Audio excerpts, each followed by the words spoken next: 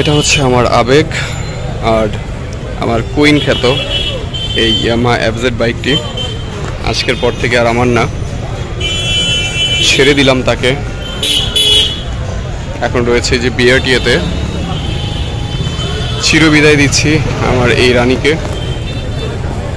আর দেখা হবে না রানী তোমার সাথে, খুব কষ্ট লাগছে কিন্তু বিদায় তো দিতে হবে, কিছু করার নেই। ভালো থেকো সব সময়, তোমাকে অনেক মিস করব, কারণ তুমিই ছিলে একমাত্র সঙ্গী যাকে নিয়ে কুয়াকাটা থেকে সাজেক থেকে ঢাকা একাই ট্যুর করেছিলাম। তুমি সেই ট্যুরের সাক্ষী ছিলে।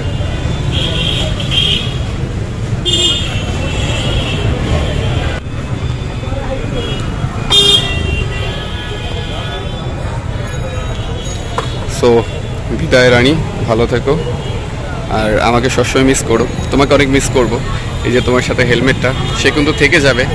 এই যে এই স্মৃতিগুলো অনেক মিস করব। তবে যার সাথে রাইড করো খুব সাবধানে রাইড করবা, সেফটি মেনটেন করে রাইড করবা সব সময়। আল্লাহ হাফেজ। হ্যাঁ, টাটা।